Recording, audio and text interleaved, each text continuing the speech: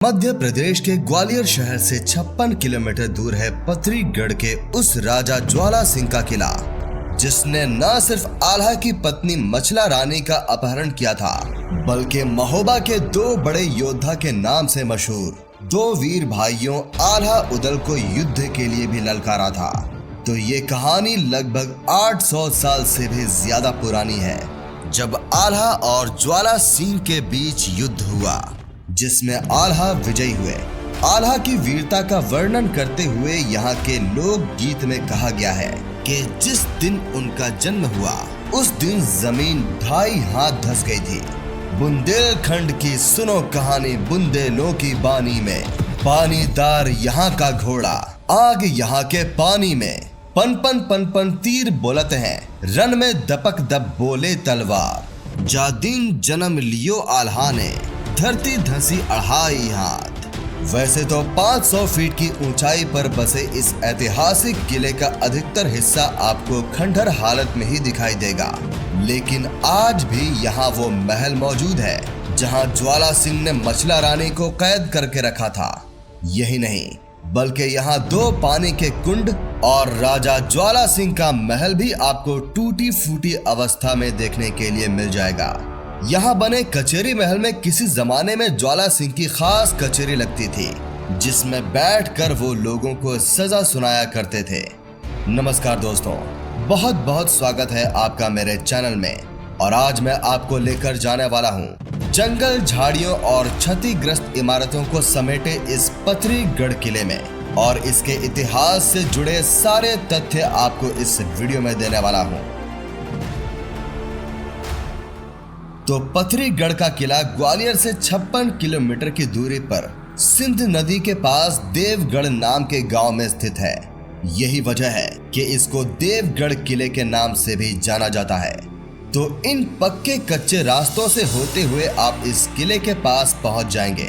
मैं बताना चाहूंगा कि यह पथरीगढ़ का किला जमीन से लगभग 500 फीट की ऊंचाई पर बसा हुआ है और काफी बड़े क्षेत्र में फैला हुआ है, लेकिन अब इसका अधिकतर हिस्सा आपको खंडहर के रूप में ही दिखाई देगा। 800 साल से भी ज्यादा पुराने इस किले पर पहुंचने के लिए आपको इस कच्चे रास्ते पर चलना होगा। लगभग 15 मिनट की चढ़ाई चढ़कर आपको यहाँ बना ये पहला बुर्ज दिखाई दे जाएगा, जिस पर खड़े होकर सैनिक इस किले में आने जाने वालों पर निगरानी रखा करते थे।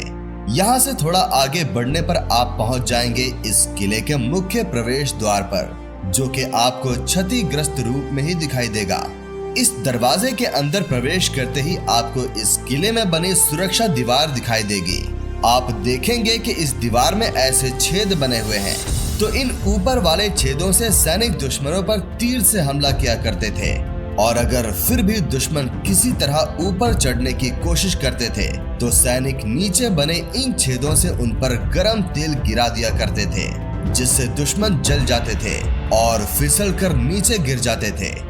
आगे चलने के लिए भी कुछ इस तरह की चढ़ाई आपको दिखाई देगी, जो कि पूरी तरह से यहीं के चट्टानों के पत्थरों से बनाई गई काफी कठिन चढ़ाई है।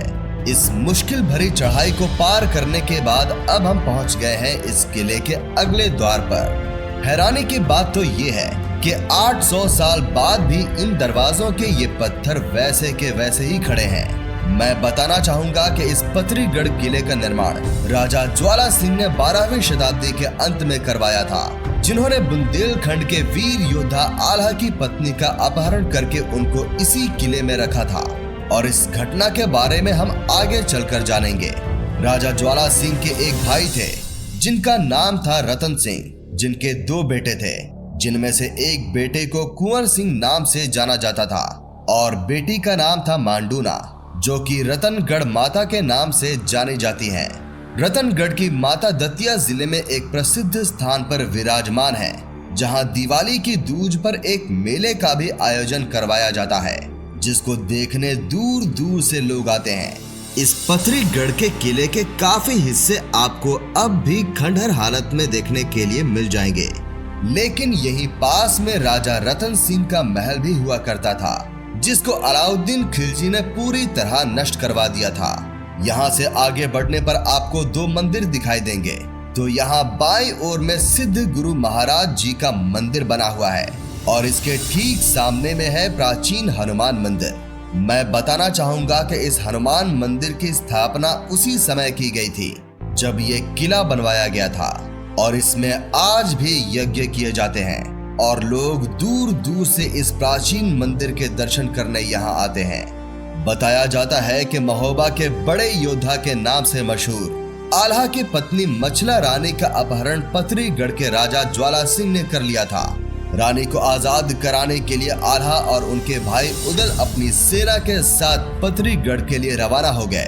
रास्ते में आल्हा उदल ने अपनी सेना के साथ झांसी से निकली पहुज नदी के किनारे कुछ देर आराम किया और वहीं पर मनिया देवी को बैठा दिया। कहा जाता है कि जब दूसरे दिन आल्हा उदल अपनी सेना के साथ पथरीगढ़ जाने की तैयारी कर रहे थे, तभी मां मनिया देवी ने उनके साथ चलने से इनकार कर दिया। मां मनिया देवी को छोड़कर दोनों भाई पथरीगढ़ पहुंचे और उनका पथरीगढ़ के राजा ज्वाला सिंह से जमकर युद्ध हुआ। तभी आल्हा उदल की सेना को राजा ज्वाला सिंह ने पत्थर का बना दिया। युद्ध के दौरान आल्हा उदल ने देखा कि सैनिक पत्थर के हो गए हैं और ऐसी स्थिति में राजा ज्वाला सिंह को हराना मुश्किल है। तभी आल्हा उदल के गुरु अमरा ने कहा, आल्हा, अगर तुम राजा ज्वाला सिंह को हराना चाहते हो तो मां मनिया देवी को अपने पुत्र इंदल की बलि देनी होगी, तभी तुम्हारी सेना जीवित हो पाएगी। बताते हैं कि जैसे ही आल्हा ने हामी भरी, तभी गुरु अमरा ने सेना को जीवित कर दिया और आल्हा ने राजा ज्वाला सिंह को पराजित कर दिया। युद्ध जीतने के बाद आल्हा ने झांसी आकर अपने पुत्र इंदल की बलि दे दी और बलि स्वीकार करते हुए मां मनिया देवी ने इंदल को जीवन दान दे दिया।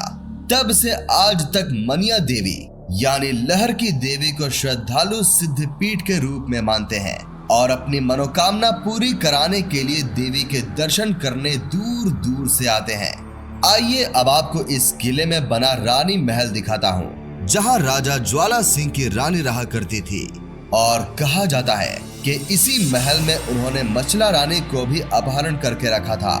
इस महल के रास्ते में आपको हर तरफ झाड़ झंकार ही नजर आएंगे, जिनको पार करने के बाद हम पहुंच जाएंगे इस रानी महल के प्रवेश द्वार पर, जिसके ऊपर बहुत खूबसूरत नक्काशी की गई है। इस महल में प्रवेश करने के बाद आपको खंडहर पड़े कुछ कक्ष दिखाई देंगे, जिनकी दीवारों पर सुंदर कलाकारी करके इनको एक अच्छा रूप देने की कोशिश की गई थी।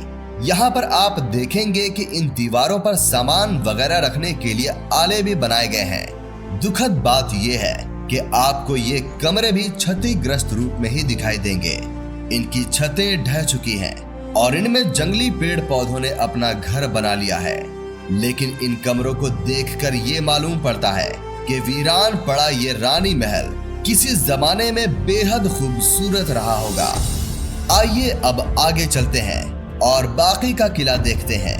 थोड़ा आगे बढ़ने पर आपको ये पानी का कुंड दिखाई देगा, जिसको उस समय राजा ज्वाला सिंह नहाने धोने के उपयोग में लाया करते थे, जिसको देखकर मालूम पड़ता है कि उस जमाने में राजाओं की कैसी शान शौकत हुआ करती थी। लेकिन देख रेख के अभाव में आपको इसमें भी अब केवल झाड़ियां ही नजर आएंगी। इस कुंड से थोड़ा आगे चलने पर इन घनी झाड़ियों के बीच से होते हुए आप पहुंच जाएंगे राजा ज्वाला सिंह के महल में, जो कि पूरी तरह से आपको तहस नहस ही नजर आएगा। तो किसी जमाने में ये महल सही सलामत और काफी बड़ा हुआ करता था और यहाँ राजा ज्वाला सिंह रहा करते थे। इसके अंदर कई सारे कक्ष बने हुए हैं, जिनमें हर तरफ आपको झाड़ियां ही दिखाई देंगी। इस महल की दीवारें जर्जर स्थिति में हैं और यहाँ की छतें भी पूरी तरह से ढह चुकी हैं। यहाँ ऊपर जाने के लिए सीढ़ियां भी बनी हुई हैं, लेकिन ऊपर की मंजिल पर जाना अब मुमकिन नहीं है, क्योंकि ये सीढ़ियां बीच में ही टूट चुकी हैं और यहाँ की छत भी धाराशाही हो चुकी है। आप देखेंगे कि इस महल के स्तंभों और दीवारों को उस समय खूबसूरत बनाने की कोशिश जरूर की गई होगी, लेकिन कई आक्रमण और मौसम की मार से ये इमारत अपनी असली पहचान खो चुकी है।